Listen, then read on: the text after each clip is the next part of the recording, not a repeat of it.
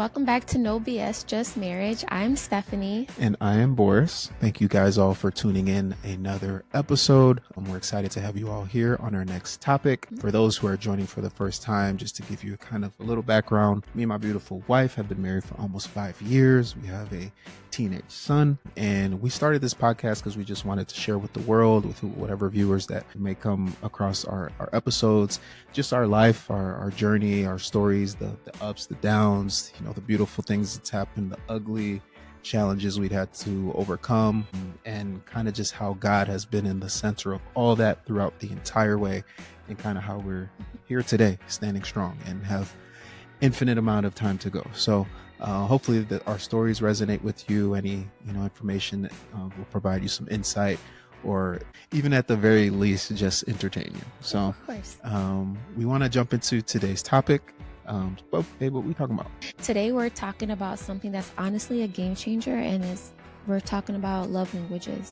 Okay. So with love languages, we're not going to just talk about understanding love languages, but also learning how to apply them, how to make sure your wife, your husband, your fiance, whatever, they receive the language of love that you're giving to them. So, and trust us, it's not just knowing the love language that automatically fixes anything. It's a lot more than that. So we're going to jump into that. So So one of the biggest mistakes we make in relationships is expecting our spouse to love us the way that we naturally give love versus learning how they actually receive love. Sparks. So in case you didn't know what the 5 love languages are, they are words of affirmation, receiving gifts, quality time, physical touch, and acts of service. Did I say that I already? think you hit them all. Do it again just to make sure. Words of affirmation, receiving gifts, acts of service, quality time, and physical touch. Yes. Boom. Yes. So let's talk about us and our love languages. Do you want to maybe give your list in order from, most preferred to least preferred love languages? Yeah. So my primary love language is quality time. My second one I would say is acts of service. The third one I would say is receiving gifts. The fourth one, words of affirmation. And my final one is physical touch. What about you? So mine, this is my first time I think I had to list it out, so I can't even remember. I know my number 1 and number 2 for sure. Number 1 is physical touch. Number 2 is words of affirmation. Number 3 is quality time.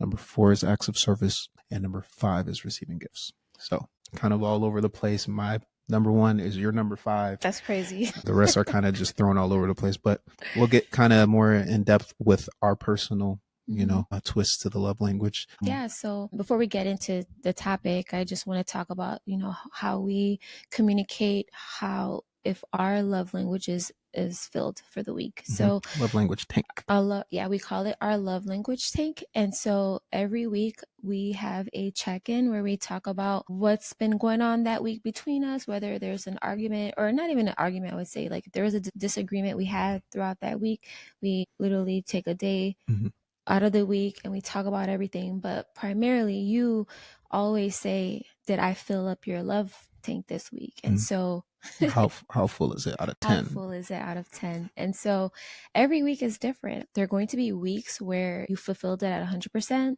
80%, 30%, and sometimes even 0. And it's not to say that you did anything wrong.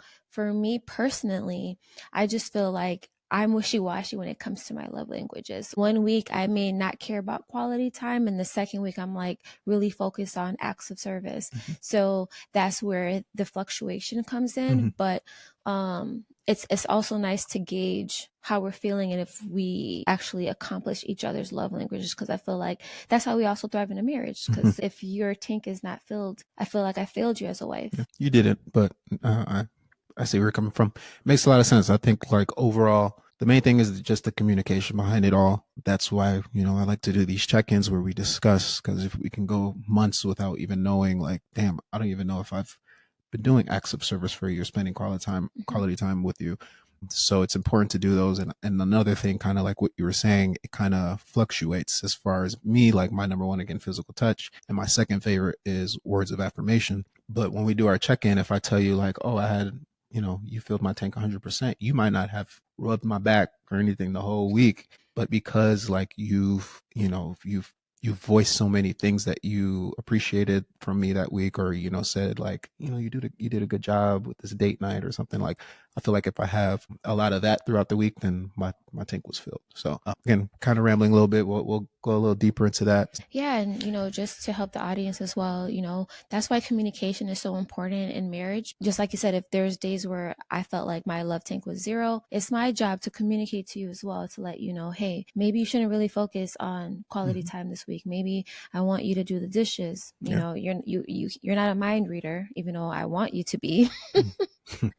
I'm gonna be like, babe, can you please just wash your dishes, just get that load off my back. Yeah. And so that will definitely be something that we should I do love together. that. I love that. So let's get kind of into the context now. Of course, got to bring God to it. The love languages, believe it or not, plays a key part in the Bible and the story, and a lot of of the major things that happen in the story reflect love languages. And before the 5 love languages, God has already written them into the scripture. So he's the original author of love, is what we say. So every language of love we use today is a reflection of how he first loved us, and we're going to dive into that tonight. Let's jump right into the first love language, which is words of affirmation. So about words of affirmation, well, before we even get into it, you know me, I don't love trauma, but I love connecting trauma with anything that we're doing. You love connecting the I like connecting dots. I need things to make sense for me. So a lot of times our love language is based on a specific trauma that we maybe have faced as a childhood. So it's so important to know what that is, right? So for example, if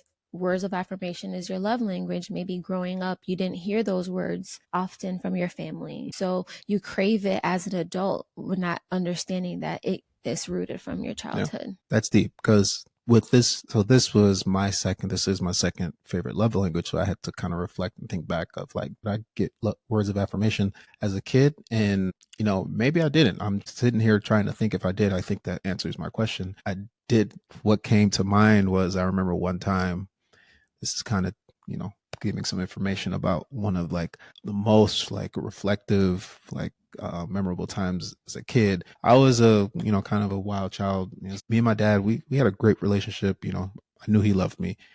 He did all the great things as a dad, but he was just he's a Haitian. He's a real OG Haitian. So he was hard on me, and it was understandable. It was reasonable because I was a hardhead. But one time he took me, he's like, I got to talk to you. And I'm like, oh, what kind of BS is this now? And then he took me, we went to our van, like just one-on-one. I'm like, what's going on? And like, he like spilled his heart on like how much he loves me. And like, in case he's never told me, like, I love you as a son and as your father, I want to make sure you understand I'm hard on you because of this and this. And like, don't ever think that I don't love you. And I remember just like sobbing the whole day. Like, I was like, it was just crazy to me. Like, he was saying like these things out his mouth. I'm like, it felt like a dream. And I think that kind of reflects back. Words of affirmation, again, is not my number one, but it's a very close second. And that's kind of one of the things I thought back, the way you kind of, brought in trauma and how it connected to me. Oh, wow. So what I'm hearing you say is, in that moment, you didn't realize words of affirmation was a thing for you in your childhood, but in that moment, you were able to transform your bad behavior and kind of change to be a better version of yourself, because you felt your dad speak into you saying like, you got to be a better version of yourself. Exactly. And you're like, wow, this actually resonates. 100%. And I thought about that like for months, and obviously to this day I still think about how that is your favorite story. You say that all. Yeah, man. Yeah, but I did want to get into a verse. So for each of the love languages, have a word that kind of connects, just to kind of give some more of a biblical context to it. So for words of affirmation, we have Proverbs chapter 16, verse 24. It says, gracious words are a honeycomb, sweet to the soul and healing to the bones. So, speaks for itself how sweet words can be. Like, it's just a great feeling to hear, like, you're doing great, or you did a good job there, or I love you, so that's crazy, because I'm not gonna lie, I would say that I actually just learned that was your favorite or your number one love language. You think it?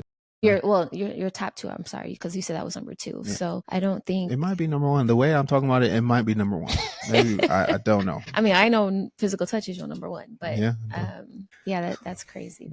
I think you had another verse, or you mentioned something. Yes. Okay. So yeah.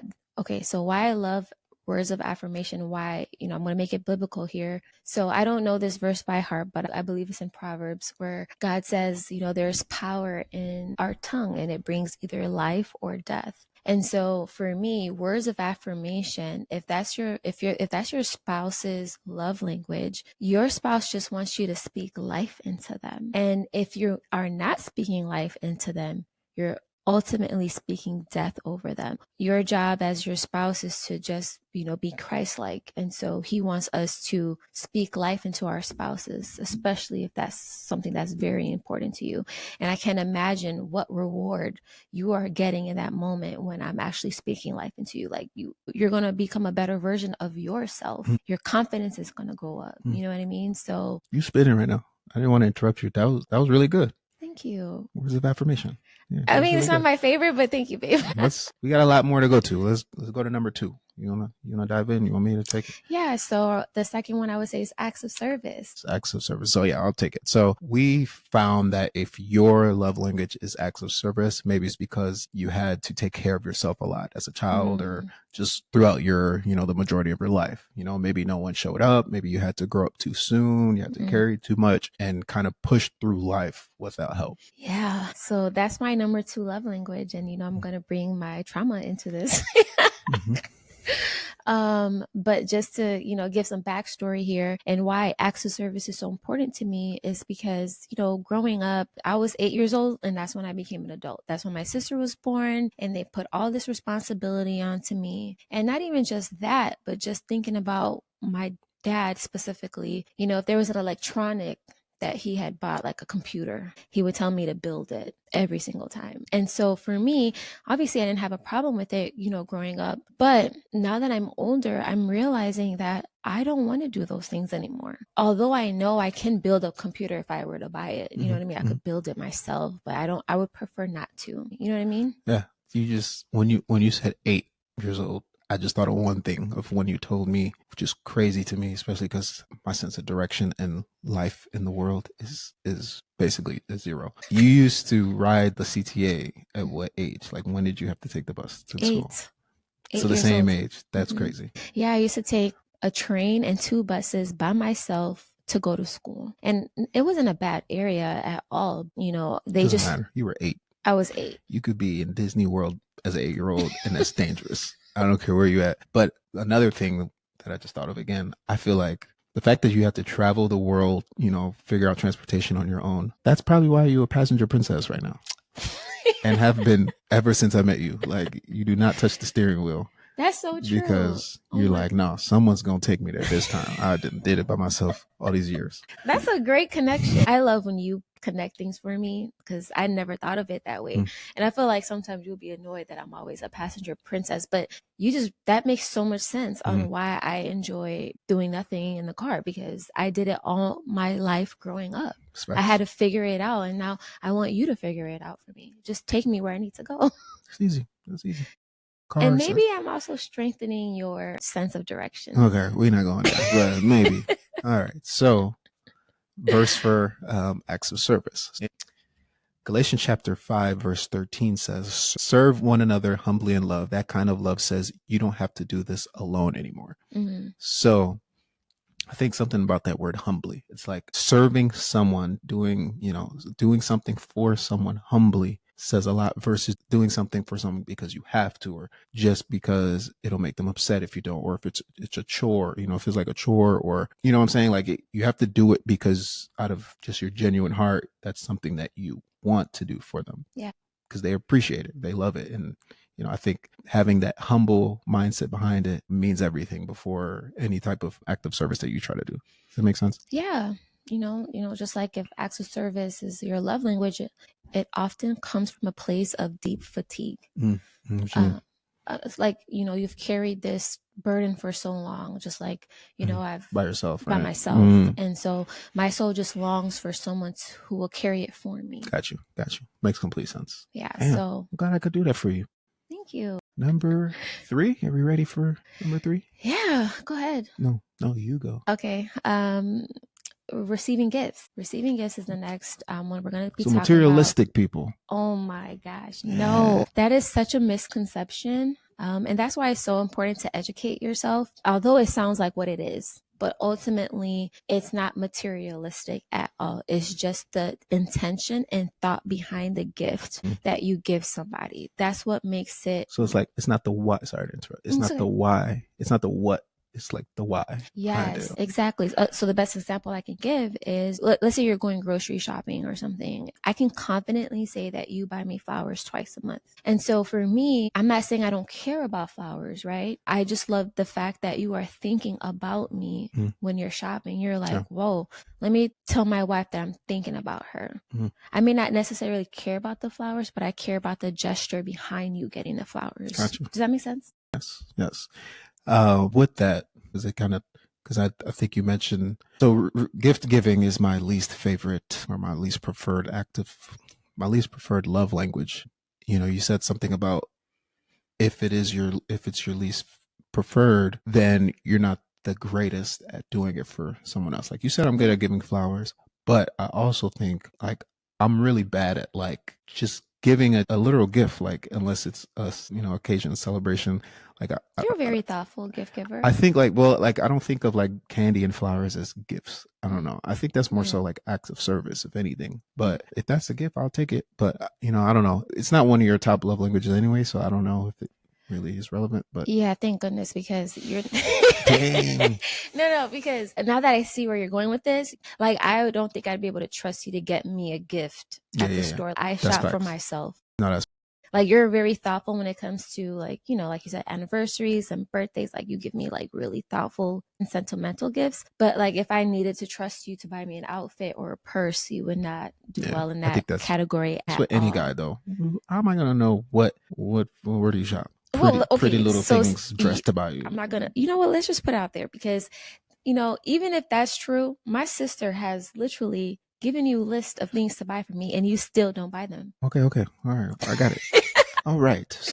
For gift giving, just kind of giving some more again from childhood. For some, this love language can come from a childhood of being alone, like birthdays pass without saying anything, no one asking you what you wanted, no one ever celebrating with you. So you kind of lacked that receiving of anything at all as a child. Yeah. So like when now someone gives you a gift, especially something thoughtful, it touches something deep inside of you. And you're thinking to yourself, wow, you matter enough. Like I matter enough for you to remember. So yeah. So Bible verse on gift giving as a love language. So in James chapter 1, verse 17, it says, every good and perfect gift is from above. So I kind of interpreted this the way I interpreted this was, if God, every perfect gift is from above. If we can reenact kind of what God, is in his nature and how he gives to us, just because he loves us so much, obviously, it's understandable why receiving a gift is a love language for, your spouse, for your significant other, because it's just a sense of receiving something that is simply out of love and just wanting to give. I think, again, going back to that why versus the what when it comes to, a gift. So perfect. Yes. So now on to number 4. What we got? Quality time.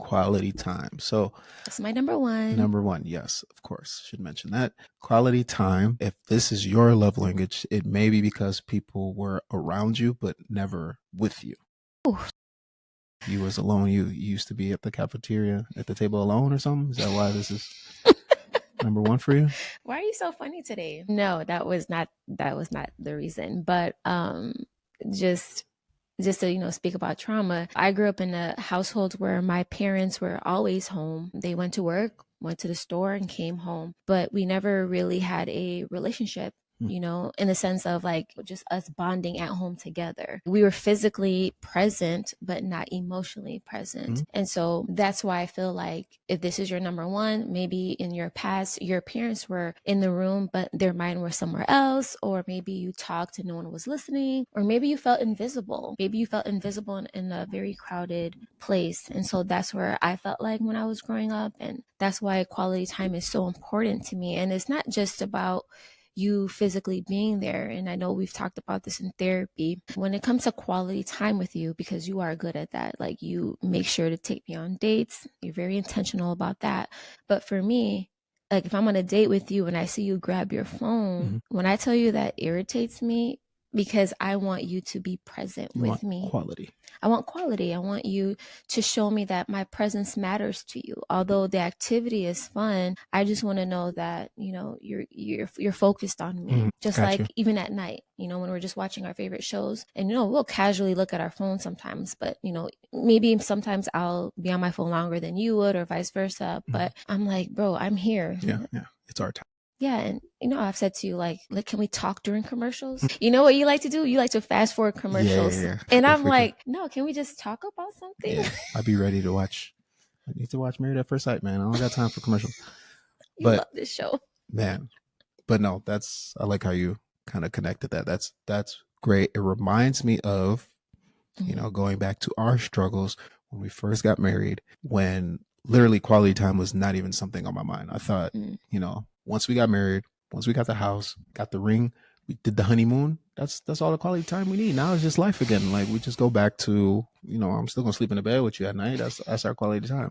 But quickly learned that wasn't healthy for one, and two, it was literally neglecting your love language. So, you know, I'm glad we communicated about that and you brought it up to me in a very effective way. And now, you know, it's a thing. I think we're well known for having consistency in date nights or date days.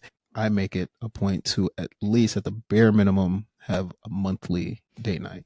They're always a surprise. I never know what they are. She either doesn't know what we're doing or she doesn't know who the surprise guest is. Yeah, I do surprise me with guests. I do like, that's my favorite part of it. It's like knowing, is it just going to be us today? Or but sometimes it's hard to gauge because sometimes you're not trying to be social that day. And if I already planned it for weeks and like that day, you're like, I hope this is a day where it's just us. And I'm like, they on the way. You know what's crazy about that? I'm not trying to get off topic, but even though I may be overstimulated, I'm like, I really just want it to be us. You'll know when I get there, I'm literally all in. Like, I may be like a little irritated that it could be a double date, but when I'm with my people, it's just like, it's just an amazing time. That literally happened our very last double date making tamales. That was lit. And the whole train ride, she's like, I just hope this is one that's just us. And I'm like, dang. No, but it was overall a great date. So that was great. So let's go into the text now. Let's go. What's the verse in the word? You had the verse that related to quality time, right? Yes, it's Psalm 46, verse 10. It says, "Be still and know that I am God." So, to me, what that's saying is, be still, be in the moment, and not only that, but be in it with the person that you're with. And there's so much that we have on our to-do list for the day, but spending that quality time and just being still with each other. Yes. With no distractions, no phones, like you said, just be still with each other. It's in the word. So I think it speaks a lot more volume when you relate it that way. Yeah, because like when someone gives you their time, it doesn't just say I like being with you. It means like I value your presence. Right. You know. Now, the very last and the very not least is physical touch. Physical touch, you're number one and my number 5. Yes, this is my favorite because it means sex. No, another misconception. No, that's not it, babe. That's not it. Oh wait, speaking of misconceptions, I was kidding about the materialistic. If you're oh my gosh, if your love language is gift, you know, receiving gifts, I was completely joking. I don't want no haters. We just started this podcast. I don't need no haters yet. But no, honestly, it was completely a joke. As I just joked right now, sex, physical touch. Yeah, I mean, that's what a lot of people think, Yeah, because right. physical touch could mean sex, but it's more than that, it's more intimate than just physical. Since that's your number one and my number five, it is so hard for me to please you in that, because your physical touch is, like you said, like you prefer like back rubs, you want me to touch your kneecap, you want me to hold your hand. And although that may sound like, why wouldn't you, like, that's the person that you love, but for me, the way it brings you happiness, it makes me cringe inside. And That's a harsh statement. it is, but I'm trying to be real here. Like, I don't want to sugarcoat things because I'm not perfect, but like I said, everything relates to our trauma and our past and why I am the way that I am today, right? I grew up in a household where my parents never hugged me. It was very foreign for me to be touched by my parents. It's not even just you, right? So if I'm meeting people in the street and they touch me, like I tense up. Like, why are you touching me? So although I want to love you the way that you loved, and I know this is something that we're still working on, because no one's perfect. You got to be intentional. Sometimes, like what I do, I have to write it down for me to remember, like, okay, rub his back tonight. Because it's not a first thought for me. It's not natural for me to think about these things. You know what I mean? So I'll be like, oh, I got to make sure I rub his back. I want you to feel loved in that, especially because that's your number one. Yes, that's a good point. So also relating to trauma, I think one of the reasons why this might be my number one love language, just thinking back to my childhood, and I think a lot of Haitians can relate. I think Haitian parents, they weren't very affectionate. They didn't really hug us. For at least my family, there wasn't even a lot of I love yous. We felt it, we knew it was there, but like the physical, actual hugging or holding your hand, things like that. I'm trying to think back, and I don't recall that happening a lot. So that might be a connection as to why that's my number one love language. Would you agree? Oh, so you're saying your parents weren't affectionate for you. You internalized it as the need for affection. I guess I'm And learning that. yeah, and I did the opposite where I don't want to be touched. Damn. Yeah. So yeah, everybody handles it differently. Yeah. So exactly. So to our point, if this is your love language, it could be because you didn't get affection growing up. Maybe no one hugged you. Maybe you never felt held. Maybe touch wasn't safe. Even deeper. Maybe it was misused, or your body was it had a complicated relationship with love. So now you kind of see it a different way. Okay, you have a verse for that? Yes, thank you. So in Mark chapter 1, verse 41, it says, Jesus reached out his hand and touched the man. So yeah, in this book, the man, he was a leper, he was untouched, unwanted, and Jesus touched him anyway. So just to give that biblical context and kind of how, this was a very important scene in the Bible. And I think it spoke a lot of volumes about how important physical touch was. And of course, how the Lord is just a master of all five love languages. So, yeah, and just speaking on this, the man with the leper, that's Jesus telling him, you are still worthy, regardless. You're worthy of being held. You're not too damaged to be loved. I think that's what Jesus' message was in that particular story. Yes. Thank you for expanding on that. Of course. So whether you're the one who needs touch, the one who's scared to give it, start slow, start safe, start with that love. Start with that foundation. And be patient with each other too. Understand that you're not going to understand your partner's love language overnight. It's going to take some time. It's going to take effort. You have to put in the work. Then it'll start to become natural, right? 100%. So, a year from today, we can look back and say that physical touch may not be so cringe for me when I'm trying to please you. You know what I mean? Yeah, I hope so. She's been rubbing my knee this whole time, so you getting there. You're getting there. All right, let's wrap it up. We went through a lot. I think we did very, very good breaking down each of the five love languages. Now, don't just ask your spouse. This is our takeaway. Don't just ask them how their day was. Ask them what made you feel loved this week. Kind of like how we do our check-ins, our love tank. Ask them what didn't. Sit with it. Don't get defensive. Just listen and hear each other and learn from that. I think that's a huge step on the right path. Exactly. And never forget that God also speaks in all five love languages. He speaks life into us daily with his word in the Bible. That's why it's important. Get in your Bible, people. He serves us daily. He gives freely. I'm doing good here, okay? He spends time with us and he touches our hearts on the daily. It's all five. All five. So when I say, when we say we have to love him, we should love our spouses the same way. You did great today. We did great today. Thank you. You've been affirming me today. This is Yeah, crazy. it's just- I think I like this. All this love language talk is just it's getting into it. All right. So, So you know what? Just more? one last thing I want to say about love languages, just to like, bring it all in. When your love languages are met, that's when your relationship will proliferate and expand. And like, there's not going to be room to be angry. There's not going to be room for disagreements, because if you're fulfilling my tank and you do irritate me, I'm not even going to worry about what you did at that moment, because I'm going to be so focused on the love that you gave me that there's no reason for me to like, get on your nerves. You know what I mean? Does that make sense? It does, but you lost me at proliferate. That's a good word. That's Why are you funny? you Oh my good gosh. at this. No, all jokes aside, that's a great way to wrap this up too. Yeah. With the wrap up, again, we like to end with something a little fun, get a little, get the jitters out a little bit. Question of the day. So I have a question for you. Sure. Random question. What is your go-to? Let the people know. What is your go-to karaoke song? I feel like I know this answer, but my go-to karaoke song. I'm not a singer. Let's start there. But okay, my favorite duo with you, because I like to do it with you. Oh, that's so funny because that relates to the song. It's LL Cool J doing it and doing it and doing it. Yeah, that's my favorite duo with you. That's her. You know what? I think why? I think we were in Jamaica and we sang it in front of people and they were hyping us up. So I'm like, oh, we did do that. Yeah. And I'm like, you know what? This is it. This is our signature. Yeah, I love doing that song. Okay. What question you got for me? Why are you like this? If you could time travel anywhere right now, where would you go? With me. With you. Quality time. I'll take you, I guess. And as of late, I gotta say Tokyo. Really? I feel like everybody's been the past couple years. Tokyo, say how lit it was, how like futuristic and clean, and I don't know. I think we got to put that on higher on our list. Okay. So let's make it happen. There we go. Yes. Great episode. I love this one.